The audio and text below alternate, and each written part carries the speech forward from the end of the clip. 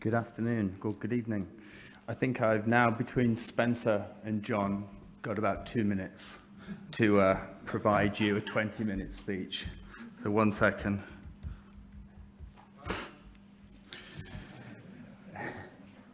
Well, good afternoon. Firstly, enormous thanks to Dr. Shamalak, John Cole, Dr. Basanga for providing the event, which has obviously, as we could all agree, been a fantastic educational experience. And I'm honoured to have been asked to speak, so thank you very much. My name is Spencer Stevenson, aka Spex. I'm not a doctor, I'm not the developer of any high-tech equipment. I don't own a hair transplant clinic, nor am I in any way, shape or form involved in performing hair transplant surgery. So why have I been asked to speak to you today? This is going along here, 1 second.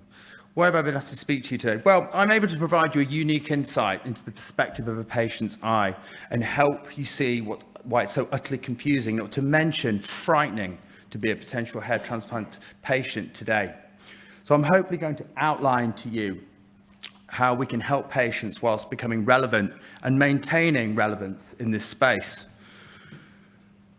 and becoming more visible, more credible, and above all, more trustworthy. So you can rise above the intense noise that exists in this increasingly treacherous field. I'm essentially a normal guy, an everyday guy, like the many you've treated before. And I stand for the everyday guy who's losing his hair and feeling very vulnerable and anxious, and who is unsure what to do or where to turn due to the overwhelming plethora of information at their disposal now, thanks to social media. I've personally experienced pretty much every hair loss treatment out there through my own arduous pursuit and perseverance with this plight. In turn, I vowed to be around and did my best to kind of pay it forward so that people didn't make the same mistakes that I made. Because it truthfully is an incredible place to navigate. It's a minefield. On top of all this, I'm a repair patient, the recipient of several hair transplants from a variety of clinics all over the world. On this basis, it's allowed me to be uniquely qualified to advise and share my experiences with countless hair loss sufferers and hair transplant patients, directly and indirectly, for over 15 years via a multitude of platforms and resources. On my own hair loss journey, I've struggled to find my way, just like others that are out there. And it's very difficult. You don't know who to trust, where to turn. And who's the best hair transplant doctor for me? How do I get repaired? How do I get my hair back? I felt lost, desperate, and anxious. All I wanted to do was for someone to help save me and guide me from the frustration and guide me to an honest, ethical resource. As we know, some clinics make all the promises in the world and at best waste the patient's money. The offers and deals are all a bit too inviting, to say the least, to the naive hair loss sufferer. But why should they know any better? It all looks so great, eh? As the saying goes, if it sounds too good to be true in this industry, I can assure you it is. The problem is, the new hair loss sufferers just don't understand how dangerous the industry actually is, as it all looks so easy. And there are thousands of new, desperate hair loss sufferers born every day, wanting the quick, affordable fix.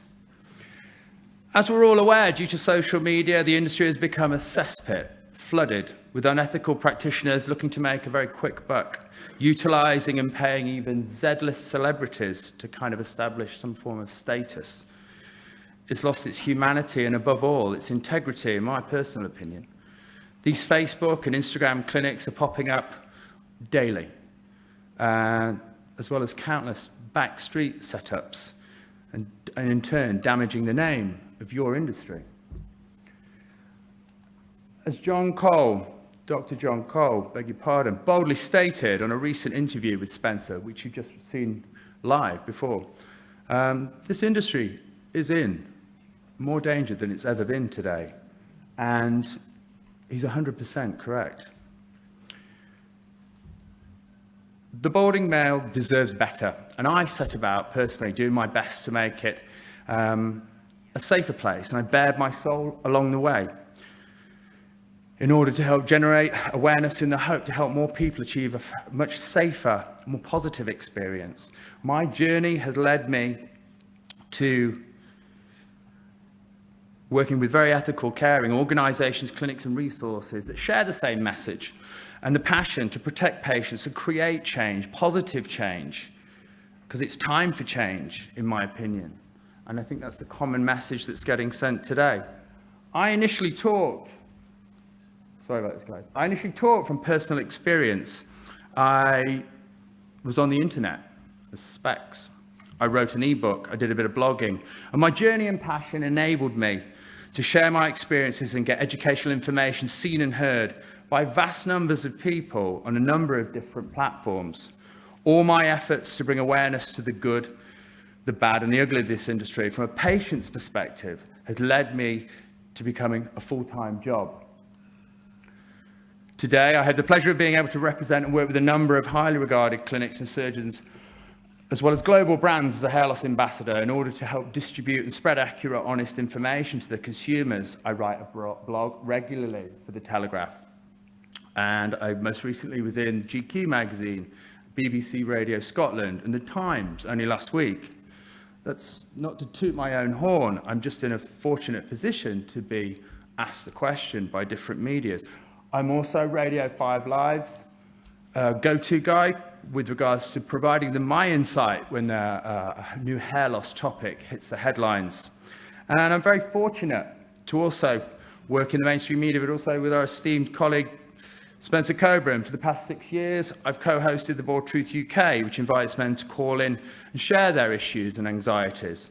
The Bald Truth, as we all know, is intrinsically connected to the IAHRS. And there are outstanding organisations that champion the rights of the rights and the well-being of patients every single day. They serve to protect the patient with the truth in a safe arena so that people can get informed and make the right decision. They provide a secure place of immediate, unbiased value, and I strongly believe in their message, and I strive to protect the welfare of the industry's patients, both physically and emotionally, as well as making doctors stand accountable too. The journey I've been on has enabled me to have a fundamental understanding of this field, I'd say, and the psychology of patients, because I am a patient. I get it. I've been in the coalface. I'm deep in the trenches every day and have been for over 15 years, like a number of guys on the panel here today. A massively underestimated component of the patient hair loss is the psychological, element. And there are many strings to this instrument and hair loss that meet the eye. There are many worrying components, several moving parts to the patient once committed to treatment who need nursing and help. And there's several layers of anxieties associated with it. And by adding this layer of understanding into your practices, you'll arm yourselves and get in touch with the patient and become much more in tune with what the patient needs and be able to support them. On the one side of this field, there's the good, honest, ethical doctors and clinics who simply want to help their patients with the best of their ability. And in time, they also want to earn a fine living. Who wouldn't? And on the other side, there's the pop-up clinics, the tropical island getaway practices, the poorly trained turnkey operators, the guys who prey on the vulnerabilities of their clients' insecurities, making empty promises and ruining lives in the process, and have tech-driven clinics. And these clinics are far from relevant. They're chances at best. This industry has become an even bigger minefield than it ever was. And the thing is, while the pop-up clinics out there are not too concerned with keeping up with their skills and improving themselves and investing in state-of-the-art equipment, they're absolute experts in snake oil salesmanship. They've mastered social media. They've mastered Google rankings. Alarmingly, they've mastered critical mass. In combination, when clinics make their practices ridiculously and dangerously affordable, they aim for volume, and far too many corners get cut.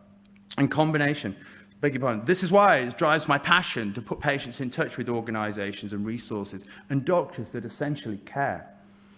I can't stress enough how things need to improve. We've gone a little bit out of sync here, but things need to improve and provide the ethical, reliable resources and to relevant clinics. The Bald Truth is one of the most easily found and searched for hair loss resources online today. and as well as the American Health Association and FUE Europe's awareness is generating incredible popularity.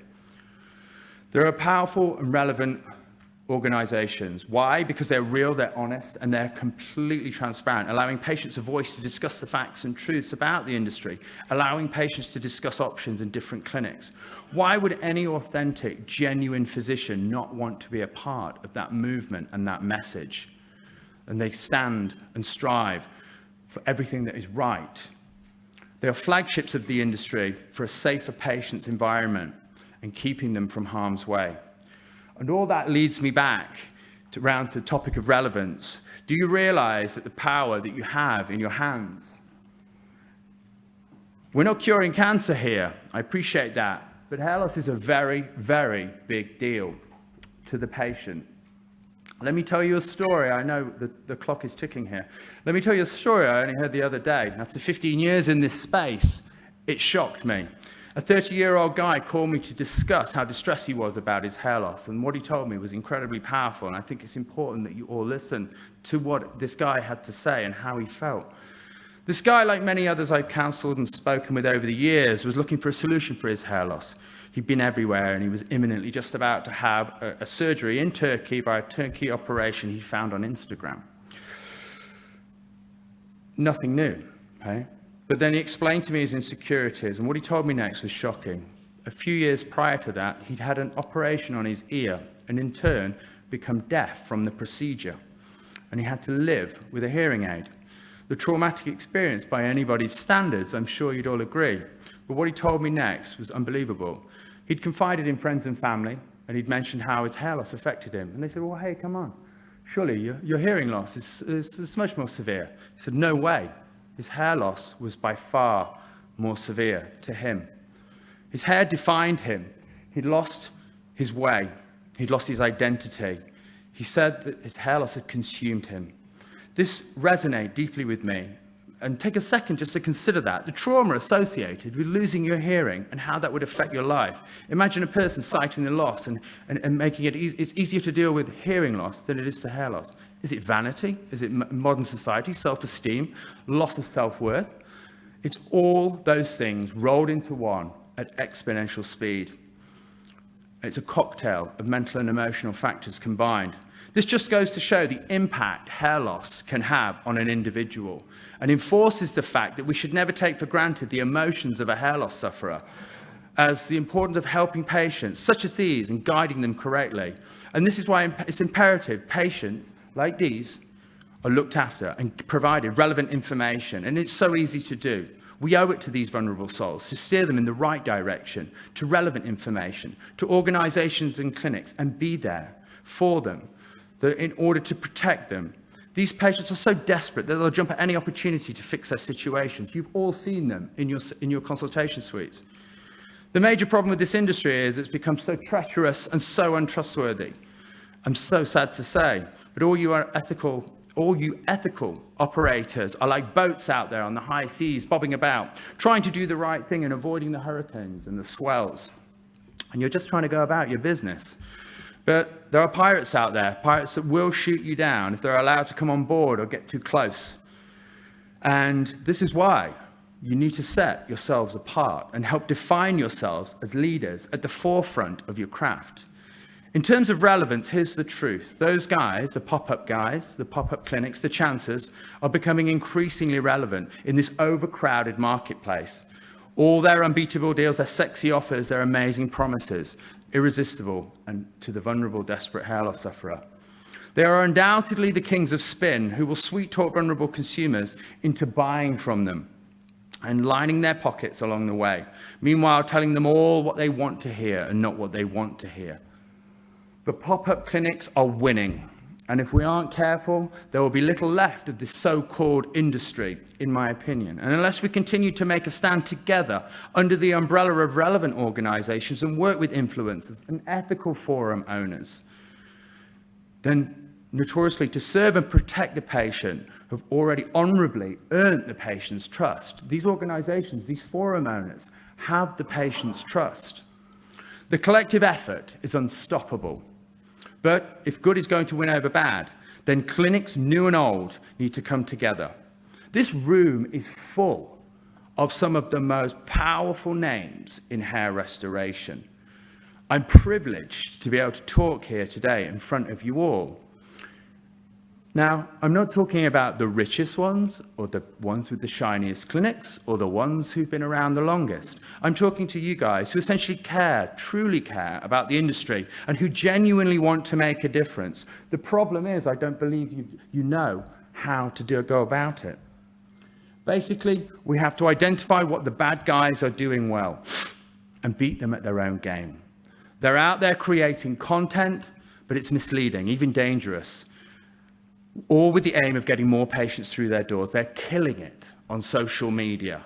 It's slick marketing campaigns on blogs and even desperately attempting to get into the mainstream media. They're putting out inaccurate, self-serving information. They're not only serving the patient, we need to serve the patient and protect them. So how do we counter this?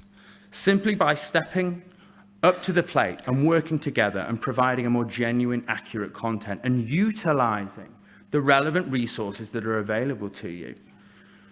And by leveraging the trust that already has been created by them to help you empower yourselves and your patients.